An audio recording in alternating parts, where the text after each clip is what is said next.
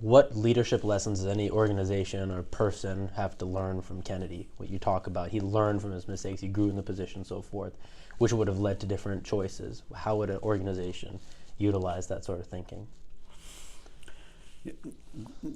Great question, actually. When it comes to looking how you should lead an organization or how you develop an organization, there's been a lot of work done. I mean, you can just go through like an airport and see all these business books about how to do this and that and everything else.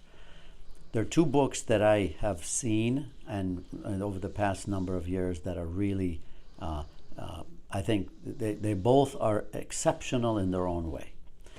One's a book called Good to Great. Many people have read this. This is by an author by the name of Collins. He's a Stanford economics professor and really tries to bring a scientific approach to understanding how an organization or how a company can become great.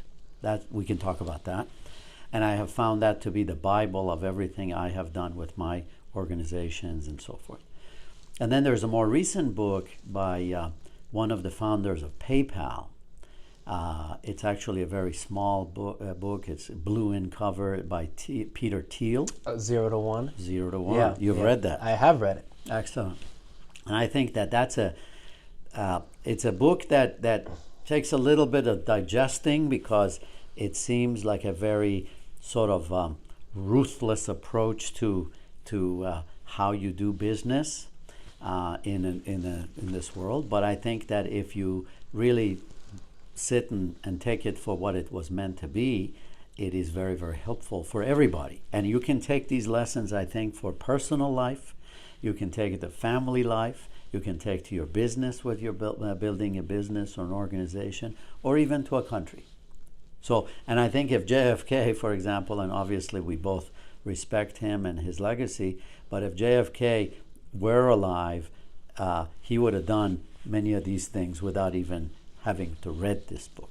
You know. Why would he have done it? Just based on his education, based on his propensity to change who he was? What's special about him? Yeah, I think there are a number of things. Now you can kind of read into someone's life and understand them a little bit better. But I think that he came from a difficult situation in terms of his family. He was the second choice, who had to become the first choice, in a family that was very patriarchal, and actually most people pay a lot of attention to his father, but his mother was also a major driver of excellence in that family. Mm-hmm. So it really wasn't patriarchal, and as you dig deeper, but he had a sort of the weight of the world on his shoulders, not in terms of just this country and not what he wanted to do. I think he started out with these pressures from the family to be something that was supposed to be so different and so excellent, and but then as he grew into his presidency, and as you read his papers, you should really go and see the JFK Library outside Boston. You can see that he had the ability to have an open mind and to grow. So that's really, some of us have to read books and understand from other people's experiences. And obviously, his life experience as the President of the United States in a time when there was a lot of conflict.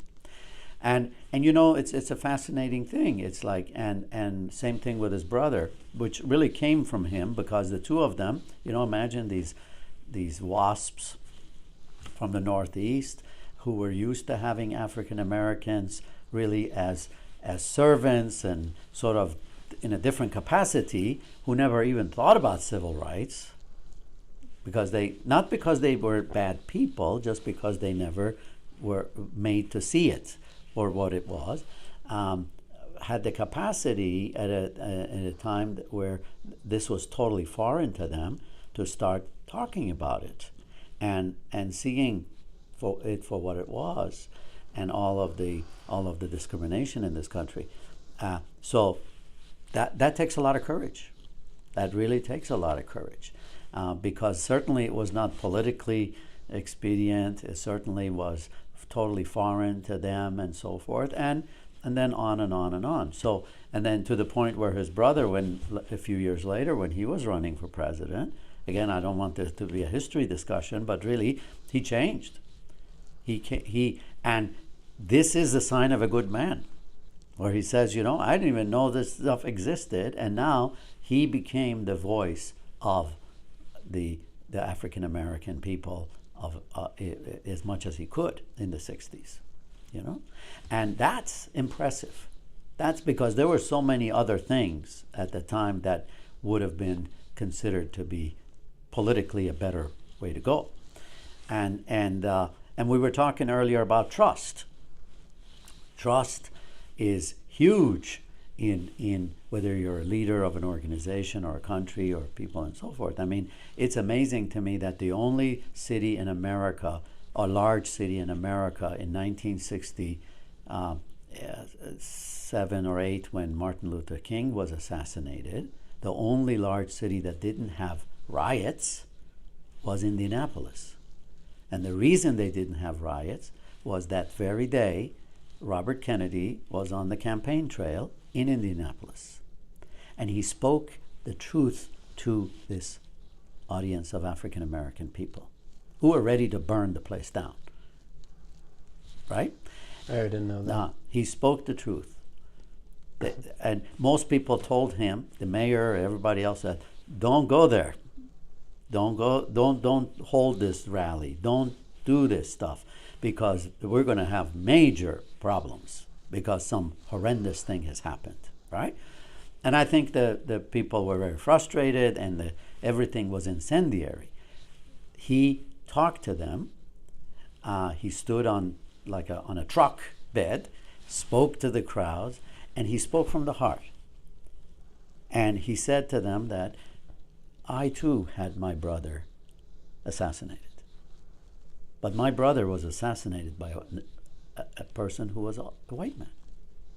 So color is not the significant thing here. You see? So sure, Martin Luther King was assassinated by a white man. But it should not be about color. It should be about humanity. And on and on. I don't want to paraphrase him, but the point is, that is a huge thing for a guy who a few years earlier had no idea what being black meant in America. Mm-hmm.